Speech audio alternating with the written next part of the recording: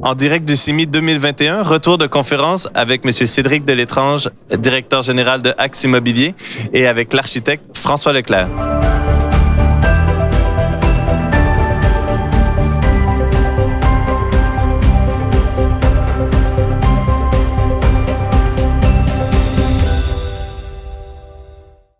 Cédric Delétrange, François Leclerc, bonjour et bienvenue. Bonjour. Bonjour. Vous sortez tout juste d'une conférence cet après-midi au CIMI qui s'intitulait « Quel bon nouveau logement pour tous les Franciliens ». Je me tourne peut-être pour commencer vers M. Leclerc. Vous avez rendu public en septembre un référentiel sur la qualité des logements réalisé aux côtés de M. Laurent Girometti. Quel regard justement portez-vous sur le parc résidentiel français? Non, mais c'est un regard qui peut être historique, c'est-à-dire quand on voit le 19e siècle, le 20e siècle, on va commencer au début du 20e siècle, il y a eu un progrès permanent porté par des notions sanitaires, hygiénistes, qui a fait que le logement s'est nettement amélioré à tout point de vue jusqu'aux années 70. Et à partir des années 70, il y a eu une sorte il y a la crise du pétrole que l'on connaît, qui a fait que le regard s'est porté différemment. On a fait des logements qui étaient plus économes en énergie, plus en regard avec l'environnement, etc. au fur et à mesure. Donc les constructions des années 60 avaient certaines qualités en tant que logement, pas forcément en tant que plan d'urbanisme, mais en tant que logement, ils avaient une qualité de traversabilité, de dimension, etc. Et après, on est passé à autre chose. Donc on est passé sur la technique, thermique, acoustique, de normatif très fortement.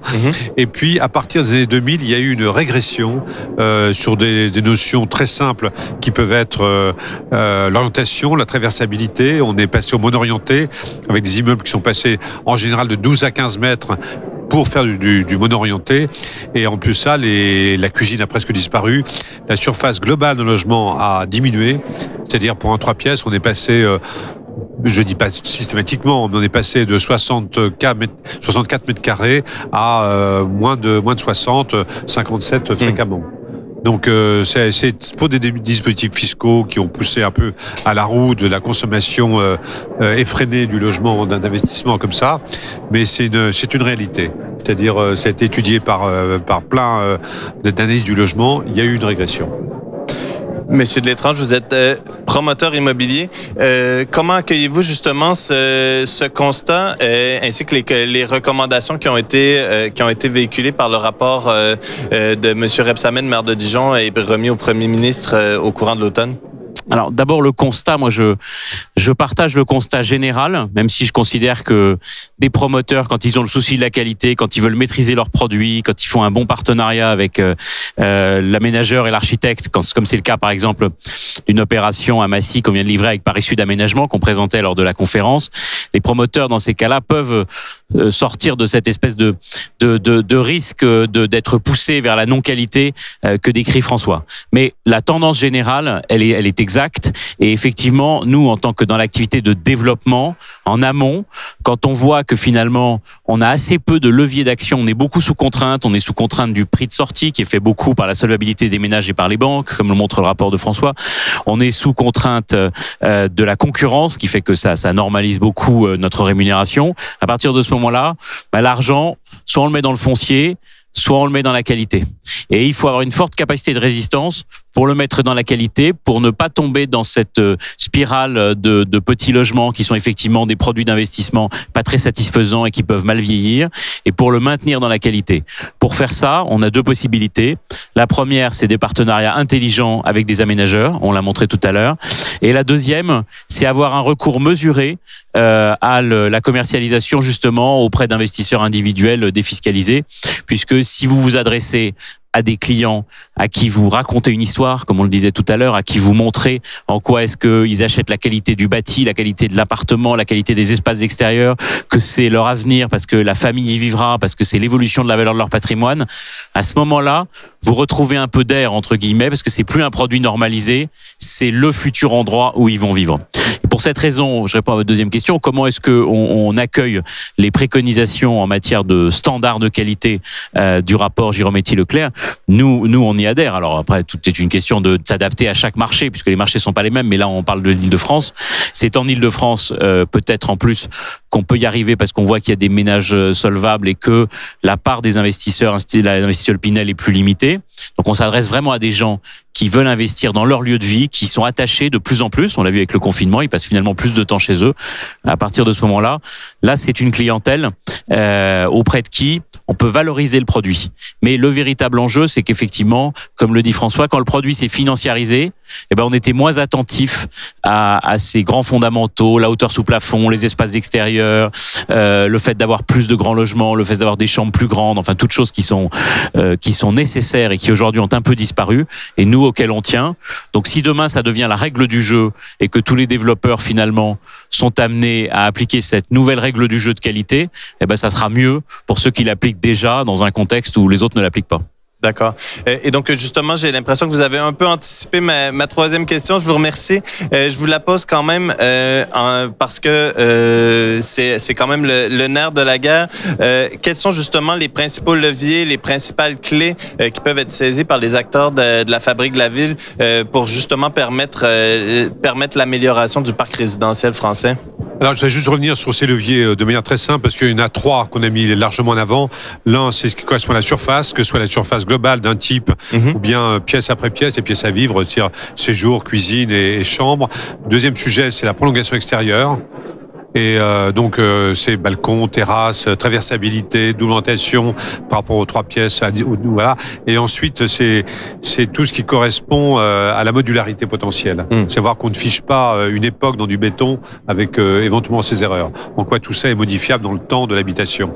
Mais pour répondre d'abord à votre question concernant les leviers c'est ce qu'on a mis en avant dans notre rapport. Il y avait bien sûr tout ce qu'on appelait autour du Pinel, ce qui se passe autour du Pinel, c'est-à-dire la défiscalisation individuelle.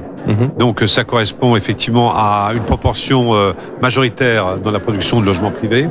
Et quand on voit ce qui est éventuellement proposable en Pinel, c'est encore plus nombreux, ça peut monter à 70%. Donc ça, c'est une proposition très simple qu'on a proposée, avec des sujets qui peuvent aller sur l'ensemble du territoire. Ensuite, il y a une autre donne qui marche très bien actuellement, c'est les chartes de qualité proposées par les villes ou par les collectivités territoriales. Donc ça, c'est vrai que beaucoup de villes sont équipées actuellement.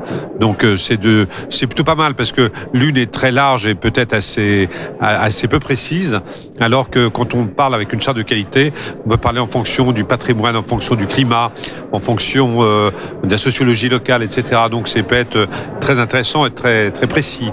Et il y a d'autres leviers. Alors il y a les investisseurs institutionnels qui se réintéressent beaucoup au logement parce que le bureau est moins évident. Donc les investisseurs institutionnels, le gardant en patrimoine pendant très longtemps, aiment bien des labels. Donc un label comme ça les intéresse. Et il y a un dernier sujet qui est intéressant, c'est que finalement on a pas mal parlé de ce rapport. C'était une certaine actualité et ça a rouvert la conversation. La preuve. Mais entre les promoteurs, les aménageurs, les architectes, la fiche programme donnée habituellement par certains promoteurs n'est plus une bible absolue. L'étrange pour compléter. Non, j'insisterai sur 2 points.